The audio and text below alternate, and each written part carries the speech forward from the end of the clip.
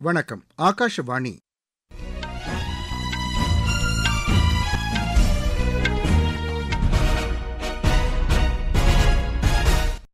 செய்திகள் வாசிப்பவர் ரெங்கநாதன்.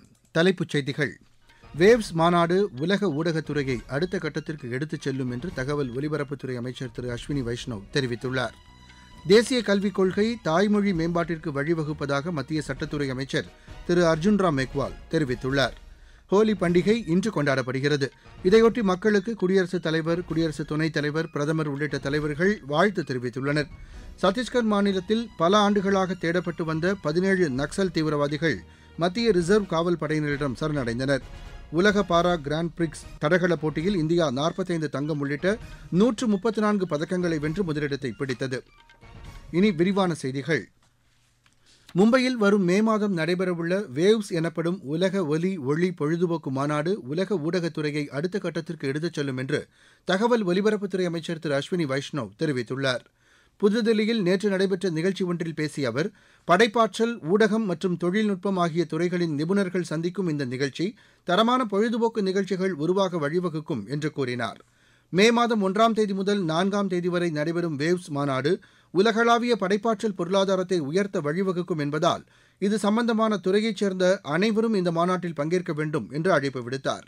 படைப்பாற்றல் பொருளாதாரத்திற்காக நிதியம் ஒன்று ஏற்படுத்தப்படும் என்றும், இளம் படைப்பாளிகள் தங்களது படைப்புகளுக்கான முதலீடுகளை இதிலிருந்து பெற முடியும் என்றும் திரு அஸ்வினி வைஷ்ணவ் கூறினார். இந்த நிகழ்ச்சியில் தகவல் ஒலிபரப்புத்துறை இணையமைச்சர் டாக்டர் எல் முருகன், மகாராஷ்டிரா முதலமைச்சர் திரு தேவேந்திர ஃபட்னவிஸ் உட்பட பலர் கலந்து கொண்டனர். தமிழக அரசு தாக்கல் செய்யவுள்ள பட்ஜெட் ஆவணங்களிலிருந்து அதிகாரப்பூர்வ ரூபாய் குறியீட்டை மாற்றியிருப்பது கண்டனத்திற்குரியது என்று நிதியமைச்சர் திருமதி நிர்மலா சீதாராமன் தெரிவித்துள்ளார். திமுகவிற்கு உண்மையிலேயே ரூபாய் குறித்த தற்போதைய குறியீட்டில் பிரச்சினை இருந்தால் 2010ஆம் ஆண்டு காங்கிரஸ் தலைமையிலான ஐக்கிய முற்போக்கு கூட்டணி அரசு ஆட்சியில் இருந்தபோது இந்த குறியீடு ஏற்றுக்கொள்ளப்பட்டபோது ஏன் எதிர்ப்பு தெரிவிக்கவில்லை என்று அவர் சமூக வலைதள பதிவில் கேள்வி எழுப்பியுள்ளார். தமிழகத்தைச் சேர்ந்த இளைஞர் ஒருவர் வடிவமைத்த இந்த சின்னத்தை அகற்றுவதன் மூலம் திமுக அரசு தேசிய சின்னத்தை நிராகரிப்பது மட்டுமல்லாமல் தமிழக இளைஞரின் படைப்பாற்றலையும் புறக்கணிப்பதாக குற்றம் சாட்டியுள்ளார். திமுக அரசின் இந்த செயல் பிரிவினை உணர்வை பரப்பும் ஆபத்தான மனநிலையை குறிப்பதாக திருமதி நிர்மலா சீதாராமன் சுட்டிக்காட்டியுள்ளார். தேசிய கல்விக் கொள்கை தாய்மொழி மேம்பாட்டிற்கு வழிவகுப்பதாக மத்திய சட்டத்துறை அமைச்சர் திரு அர்ஜுன் ராம் மெக்வால் தெரிவித்துள்ளார். புதுச்சேரியில் நேற்று நடைபெற்ற நிகழ்ச்சி ஒன்றில் கலந்து கொண்டு பேசிய அவர், தேசிய கல்விக் கொள்கையில் மாநில மொழிகள் மற்றும் அரசியலமைப்பின் 8வது அட்டவணையில் அங்கீகரிக்கப்பட்டுள்ள மொழிகளை மேம்படுத்துவதற்கான ஏற்பாடுகள் செய்யப்பட்டுள்ளதாக கூறினார். தமிழ் போன்ற பாரம்பரிய மொழிகளை ஊக்குவிப்பதற்கான முயற்சிகளையும் மத்திய அரசு எடுத்துள்ளதாகவும் அவர் தெரிவித்தார். முன்னதாக திரு அர்ஜுன் ராம் மெக்வாலை புதுச்சேரி சட்டப்பேரவைத் தலைவர் திரு ஆர் செல்வம் மற்றும் பிஜேபி அமைச்சர்கள், சட்டமன்ற உறுப்பினர்கள் சந்தித்து பேசினர். சத்தீஸ்கர் மாநிலத்தில் பல ஆண்டுகளாக தேடப்பட்டு வந்த 17 நக்சல் தீவிரவாதிகள் மத்திய ரிசர்வ் காவல் படையினரிடம் சரணடைந்தனர். பிஜப்பூரில் மத்திய ரிசர்வ் காவல் படையின் உயரதிகாரிகள் முன்னிலையில் இவர்கள் சரணடைந்ததாக காவல்துறை அதிகாரி ஒருவர் தெரிவித்தார். மனிதாபிமானமற்ற சித்தாந்தம் ஏராளமான பழங்குடி மக்களை சுரண்டுவதாகவும், இதன் காரணமாக தாங்கள் அந்த அமைப்பிலிருந்து விலகுவதாகவும் சரணடைந்த நக்சல் தீவிரவாதிகள் கூறியதாக பிஜப்பூர் மாவட்ட காவல்துறை கண்காணிப்பாளர் திரு ஜிதேந்திர குமார் யாதவ் கூறினார். நக்சல் நடமாட்டம் அதிகமான உள்ள பகுதிகளில் மாநில அரசின் சார்பில் அடிப்படை வசதிகள் மற்றும் மேம்பாட்டுப் பணிகள் மேற்கொள்ளப்பட்டு வரும் நிலையில் அரசு நடவடிக்கைகளால் தீவிரவாதிகள் ஈர்க்கப்பட்டு சரணடைந்து வருவதாகவும் அவர் தெரிவித்தார். வசந்த காலத்தை வரவேற்கும் ஹோலி பண்டிகை இன்று கொண்டாடப்படுகிறது. இதனையொட்டி மக்கள் ஒருவருக்கொருவர் வண்ணப் பொடிகளையும் வண்ணம் கலந்த நீரையும் தெளித்து கொண்டாடி வருகின்றனர். இவ்விழாவை ஒட்டி தலைவர்கள் பலரும் நாட்டு மக்களுக்கு வாழ்த்து தெரிவித்துள்ளனர். குடியரசுத் தலைவர் திருமதி திரௌபதி முர்மு விடுத்துள்ள வாழ்த்துச் செய்தியில், மகிழ்ச்சியையும் உற்சாகத்தையும் அளிக்கும் வண்ணமயமான பண்டிகை என்று கூறியுள்ளார். ஒற்றுமையையும் சகோதரத்துவத்தையும் மக்களின் மனதில் வளர்க்கும் திருநாளாகவும் ஹோலி பண்டிகை திகழ்கிறது என்று அவர் குறிப்பிட்டுள்ளார். ஹோலியின் பல்வேறு வண்ணங்கள் வேற்றுமையில் ஒற்றுமை என்ற உணர்வை காட்டுவதாகவும் அவர் தெரிவித்துள்ளார். அன்பையும் நேர்மறையான சிந்தனையையும் மக்களிடையே வளர்க்கும் ஹோலி பண்டிகை என்றும் குடியரசுத் தலைவர் திருமதி திரௌபதி முர்மு குறிப்பிட்டுள்ளார். குடியரசு துணைத் தலைவர் திரு ஜெக்தீப் தங்கர் விடுத்துள்ள வாழ்த்துச் செய்தியில், ஹோலி பண்டிகை முன்னேற்றத்திற்கான புதிய தொடக்கம் என்று கூறியுள்ளார். இளவேனில் காலத்தில் தொடங்கியுள்ள இந்த பண்டிகை தீமையை நன்மை வென்றதன் அடையாளமாக திகழ்கிறது என்றும் கூறியுள்ளார். ஹோலி பண்டிகையொட்டி பிரதமர் திரு நரேந்திர மோடி விடுத்துள்ள வாழ்த்துச் செய்தியில், மகிழ்ச்சியையும் உற்சாகத்தையும் புதிய ஆற்றலையும் அளிக்கும் பண்டிகையாக ஹோலி கொண்டாடப்பட்டு வருவதாக தெரிவித்துள்ளார். ஒவ்வொருவர் வாழ்க்கையிலும் புதிய ஆற்றலை அளித்து ஒற்றுமை உணர்வை வெளிப்படுத்தும் நாளாக ஹோலி பண்டிகை திகழ்கிறது என்றும் பிரதமர் திரு நரேந்திர மோடி தமது வாழ்த்துச் செய்தியில் குறிப்பிட்டுள்ளார். நீங்கள் கேட்டுக்கொண்டிருப்பது ஆகாஷவாணியின் செய்தி அறிக்கை. மக்களின் மனதை வென்ற மத்திய அரசின் பட்ஜெட். தனிநபர் வருமான வரி விலக்கிற்கான உச்சவரம்பு 12 லட்சம் ரூபாயாக உயர்வு. தமிழகத்தின் ரயில்வே திட்டங்களுக்காக 6626 கோடி ரூபாய் நிதி ஒதுக்கீடு.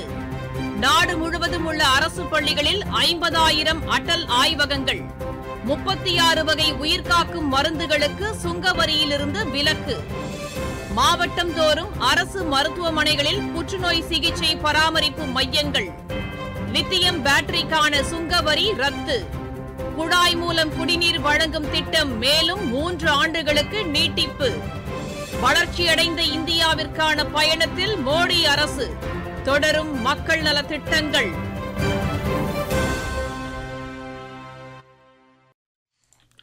தமிழக அரசின் 2025-26 ஆண்டிற்கான பட்ஜெட்டை நிதியமைச்சர் திரு தங்கம் தென்னரசு சட்டப்பேரவையில் இன்று தாக்கல் செய்கிறார்.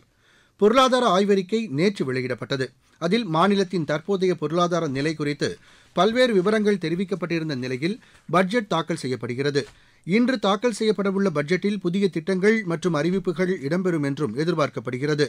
பட்ஜெட் தாக்கல் செய்யப்பட்ட பிறகு பேரவையின் அலுவல் ஆய்வுக்குழு கூடி சட்டப்பேரவை கூட்டத்தொடரை எத்தனை நாட்கள் நடத்துவது என்று முடிவெடுக்க உள்ளது.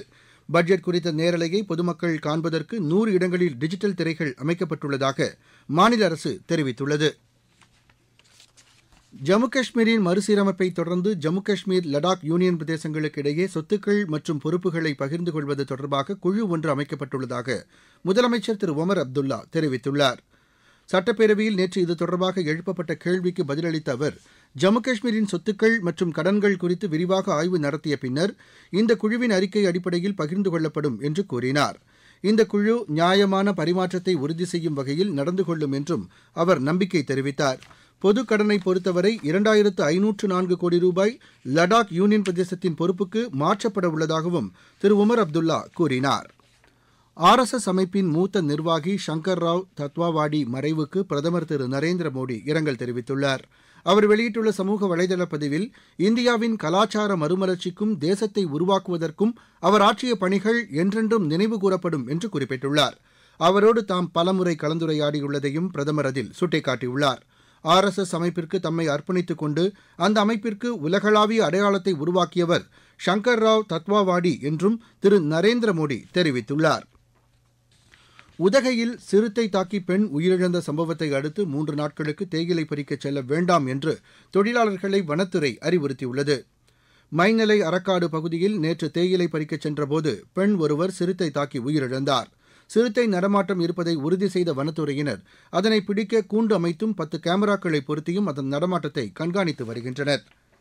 தமிழகத்தின் பத்திரப்பதிவுத்துறைக்கு இதுவரை இல்லாத அளவிற்கு இந்த ஆண்டு 20,000 கோடி ரூபாய் வருவாய் கிடைத்துள்ளது. 2023-24 நிதியாண்டில் 18,800 கோடி ரூபாய் வருவாய் கிடைத்தது. அதைவிட தற்போது 1,200 கோடி ரூபாய் அதிகமாக கிடைத்துள்ளது. கடந்த ஆண்டு 33 லட்சம் பத்திரங்கள் பதிவு செய்யப்பட்ட நிலையில் இந்த ஆண்டு இதுவரை 32 லட்சம் பத்திரங்கள் பதிவு செய்யப்பட்ட போதிலும் வருவாய் அதிகரித்துள்ளதாக மாநில அரசு தெரிவித்துள்ளது. உலக பாரா கிராண்ட் பிரிக்ஸ் தடகள போட்டியில் இந்தியா 45 தங்கம் உள்ளிட்ட 134 பதக்கங்களை வென்றுள்ளது. புதுதில்லியில் நேற்று முடிவடைந்த இப்போட்டியில் இந்தியா 40 வெள்ளி 49 வெண்கலப் பதக்கங்களை கைப்பற்றியது. தடகளத்தில் இந்தியா தனது முழு திறனையும் வெளிப்படுத்தியதால் அதிக பதக்கங்களை வெல்ல முடிந்தது. பெரும்பாலான போட்டிகளில் இந்திய அணியினர் ஆதிக்கம் செலுத்தினர்.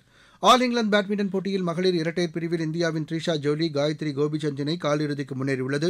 பர்மிங்ஹாமில் நடைபெற்று வரும் இப்போட்டியின் காலிறுதிக்கு முந்தைய சுற்றில் இந்த இணை 15-21, 21-18, 21-18 என்ற செட் கணக்கில் தென்கொரியாவின் Kong Hee Yong, Kim Hye Jeong இணையை வென்றது. இன்று நடைபெறவுள்ள காலிறுதி ஆட்டத்தில் த்ரிஷா ஜோலி, காயத்ரி கோபிசந்த் இணை சீனாவின் டாங் நிங், லியூ ஷெங்ஷு இணையை எதிர்கொள்கிறது. மகளிர் பிரீமியர் லீக் கிரிக்கெட் போட்டியின் எலிமினேட்டர் சுற்று ஆட்டத்தில் மும்பை அணி 47 ரன் வித்தியாசத்தில் குஜராத் அணியை வென்று இறுதிப் போட்டிக்கு தகுதி பெற்றுள்ளது. மும்பையில் நாளை நடைபெறவுள்ள இறுதிப் போட்டியில் மும்பை தில்லி அணிகள் மோதுகின்றன. மீண்டும் தலைப்புச் செய்திகள். வேவ்ஸ் மாநாடு உலக ஊடகத்துறையை அடுத்த கட்டத்திற்கு எடுத்துச் செல்லும் என்று தகவல் ஒலிபரப்புத்துறை அமைச்சர் திரு அஸ்வினி வைஷ்ணவ் தெரிவித்துள்ளார். தேசிய கல்விக் கொள்கை தாய்மொழி மேம்பாட்டிற்கு வழிவகுப்பதாக மத்திய சட்டத்துறை அமைச்சர் திரு அர்ஜுன் ராம் மேக்வால் தெரிவித்துள்ளார். ஹோலி பண்டிகை இன்று கொண்டாடப்படுகிறது. இதையொட்டி மக்களுக்கு குடியரசுத் தலைவர், குடியரசு துணைத் தலைவர், பிரதமர் உள்ளிட்ட தலைவர்கள் வாழ்த்து தெரிவித்துள்ளனர். சத்தீஸ்கர் மாநிலத்தில் பல ஆண்டுகளாக தேடப்பட்டு வந்த 17 நக்சல் தீவிரவாதிகள் மத்திய ரிசர்வ் காவல் படையினரிடம் சரணடைந்தனர். உலக பாரா கிராண்ட் பிரிக்ஸ் தடகள போட்டியில் இந்தியா 45 தங்கம் உள்ளிட்ட 134 பதக்கங்களை வென்று முதலிடத்தை பிடித்தது. இத்துடன் இந்த செய்தி அறிக்கை நிறைவடைந்தது.